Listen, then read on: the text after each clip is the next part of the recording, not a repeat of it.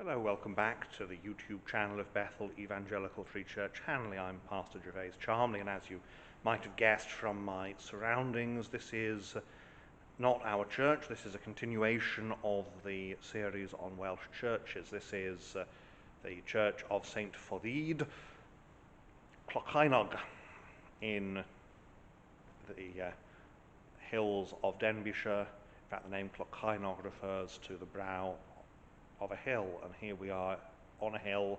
The church seems to really to grow out of the hill. It's a beautiful church. We'll see the outside after this, but first of all we begin with the inside, which is very interesting. This is a 15th century, late 15th, early 16th century building. At the time, the bishops of Bangor had a residence here in Clocaenog called Plasmawr. It's long since disappeared, but this was an important church, and the result is that it has a number of interesting features, even though it isn't very big. It's a single church, it's not a double church like the big churches around here are. It's a single nave. In fact, it's a single structure. You can see there's no division between nave and chancel.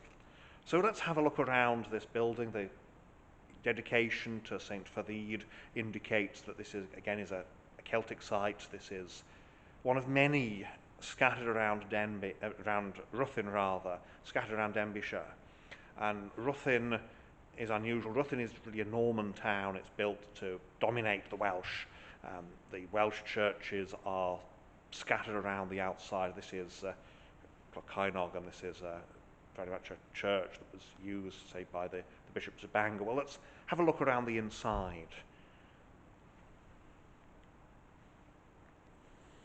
So Clocaenog is quite wide.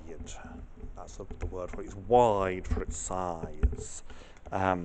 It has, you can see, a rood screen, a chancel screen, and that is medieval. That is one of the survivals from the medieval period of this building. It has a nice big font, and that does appear again to be medieval, although there's a bit of a mismatch between the base and the top, and at top there is a cover. This here is the parish chest. It's required in the Church of England that churches have a chest in which to keep their valuables and their records. Now, this is what a type that's known as a dugout chest. You can see why it's called a dugout, which is basically it's a single trunk of wood, and it's just been dug out.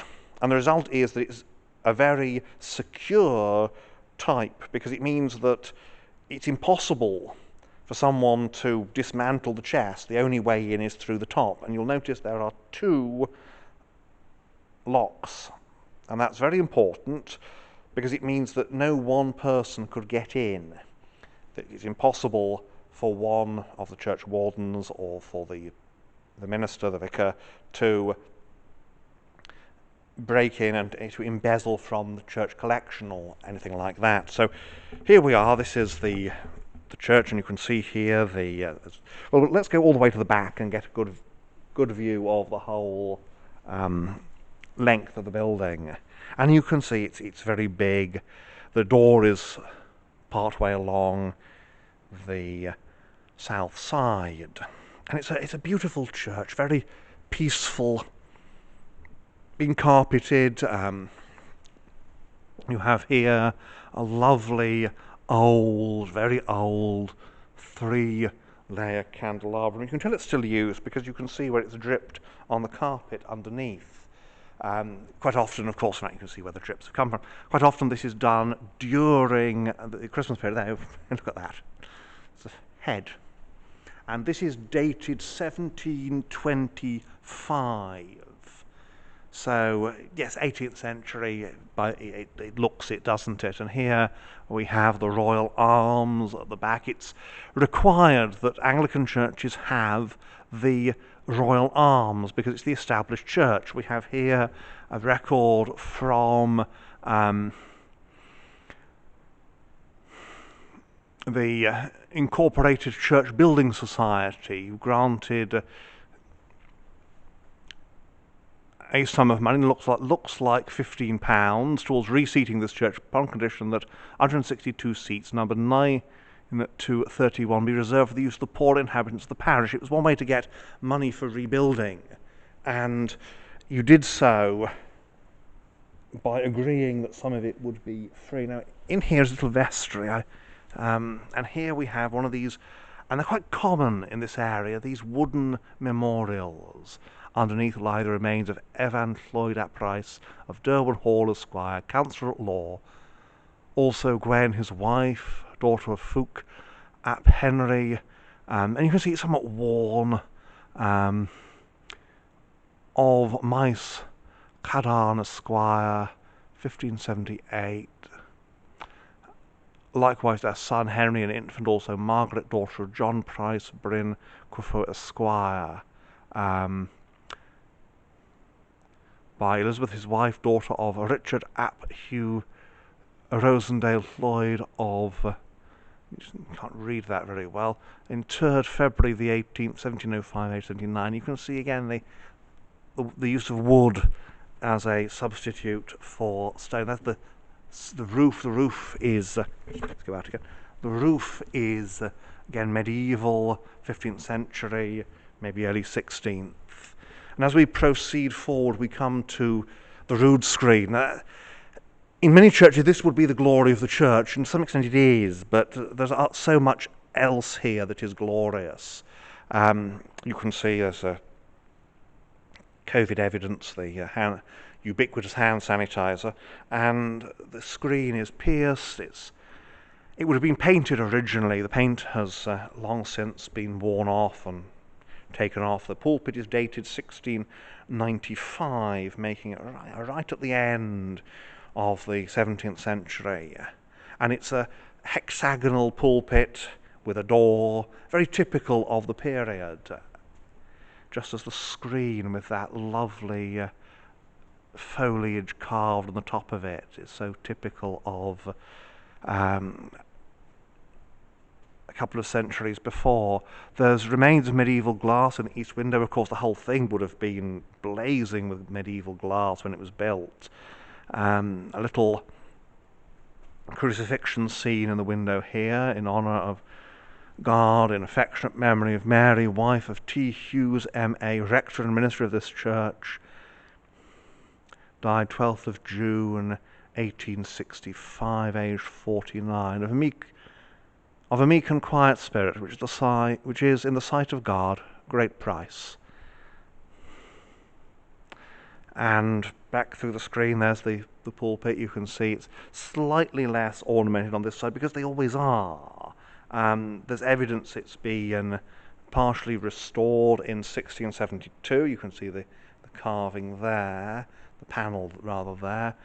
The glory of God in memory of Edward Meredith Griffiths, for 22 years rector of this parish, died June 28th, 1908, aged 85 years. Also his son, Griffith Howell Griffiths, B.A. priest, died at Cape Town, November the 5th, 1903, aged 29 years. And there we have the sacred to the memory of the Reverend Thomas Roberts, A.M., Chief Master of Ruthin School. It's still going, public school today. And of course, for any Americans watching this, public school in the UK actually means a very exclusive type of private school. The Atlantic is not the only great division between us, divided by common language. The Reverend Thomas Roberts, A.M., Chief Master of Ruthin School, rector of this parish, who died March the 8th, 1796, aged 33. It was quite common for little parishes like this to have the rector be chief master of Ruthin School, grammar school in those days. There in the window you see again this red sandstone that's used in decorative work in this part of the world. A lot of the furnishings are 19th century, the great exceptions being the screen and the pulpit, and of course that glorious chandelier made of wood and painted white. Doesn't have a dove on it, but it does have that little head at the bottom, which I think is a great touch. You'll see that the lectern is attached to the screen, and even has a little light above it, which is quite helpful.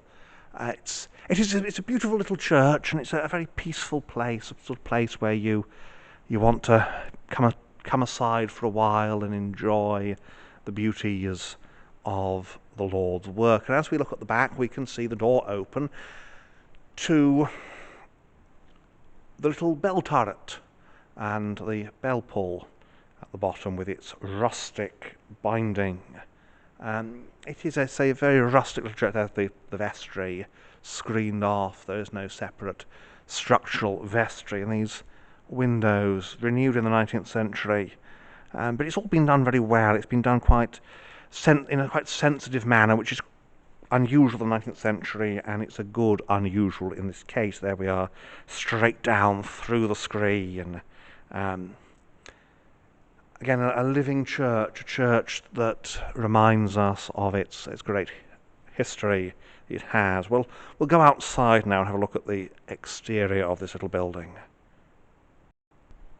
So here we are outside the porch of St. Foddhyd's Clocaenog. Now, who was St. Foddhyd? Well, probably nobody had that name. It's believed to be a corruption of a different name. Let's check on what it is. Yes, St.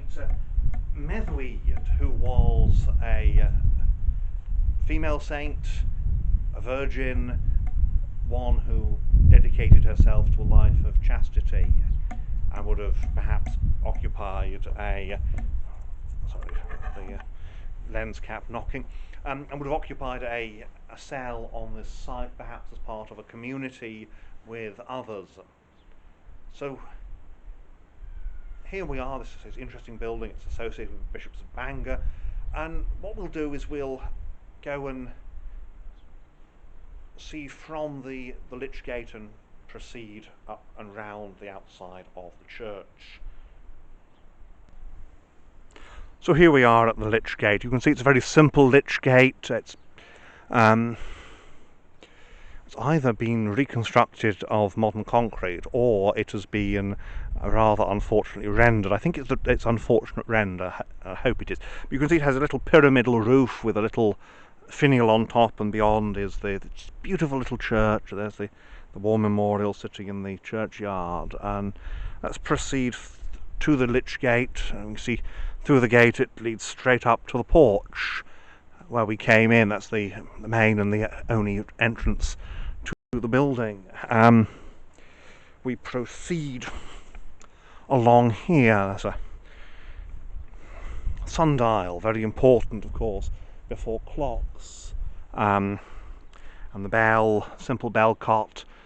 Doesn't look like it has been, certainly hasn't been overly restored by the time. It's one of the things about this church. It's one where there's a simplicity to the building. Again, you have this raised, curved site, and you can see it would have been whitewashed originally, so it would have stood out for miles. And as we proceed, and I'm being careful not to look into people's gardens if we can possibly help it. You can see the cattle on the hills there. These relatively rolling hills are useful for cattle, and there's a wind turbine, a couple of wind turbines turning away in the breeze. There's a great east window. These 15th century churches, but if they had any importance at all, they'd have a massive east window to emphasise.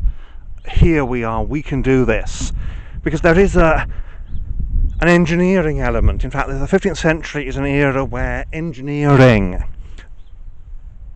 dominates over ornamentation. The Victorians, and I'm going to be a bit sniffy about the Victorians now because I can be, the Victorians like the decoration, so they tended to think of the 15th century pointed style as debased. The reality is that it's the perfection of engineering, and so a window like that is emphasising engineering. We can make this massive space and fill it with stained glass. It's emphasising technological skill. You see here how tiny it is. Compared to anything of this sort of importance in England, anything this important would be much, much bigger. Because again, this is a church associated with the bishop, but you don't need a huge church here because the congregation is never going to be huge, and unless you're going to indulge in massive ceremonial, it's enough to have this little building as we see it. Broad, But to think back to Evernectid when I'm making this video, this is the church I visited after Evernectid, and hopefully when it goes up, Evernectid will be the previous video to be posted. And you can see it's the same shape. It's the same simple oblong rectangular box with a bell on one end and window on the other, and there's no division between chancel and nave, at least not in structural terms. So it's very, very similar in type. It's just bigger in scale, and of course the main entrance here is on the south side. There was a south door at Evernectid, as I recall, but it's of course long since been filled in because you might want a bit more space in the church that would be created by not having pews there. So here we are. Now this is not the most high-end camera, so it darkens a bit in this sort of light, but you get very much the impression that this is a very simple building in terms of its construction. And inside, of course, you went in the 15th century, you would have been greeted by wall paintings. Look at how big this U is. You find them in ancient ecclesiastical sites. But you've gone inside, you've been greeted by wall paintings, stained glass, and the painted chancel screen, the rood screen. And there we have the little pyramidal roof on the lich gate. At the bottom there is a school, the village school. Thankfully, just see the car park there. And the hills with the sheep and the cattle upon them, and the church where it's been for so many centuries, and may it remain for centuries more. Well, I hope you enjoy this video. I'm not going to record a little in-person epilogue on camera, but I'm going to do the epilogue from behind the camera. I hope you enjoyed these videos. I enjoyed making them. I enjoyed my couple of days away in the Welsh hills in Denbighshire near Ruthin, around Ruthin, and I've enjoyed visiting these little churches. I've been to most of them before, but revisiting is always such a joy to see these places again and to see them in the beauty of summertime. Well, thank you for watching, and may God bless you and keep you and help you in your walk with Him, and do pray that these videos are a help to stir us up with the remembrance of our great heritage and the glory of God in His work. Thank you for watching.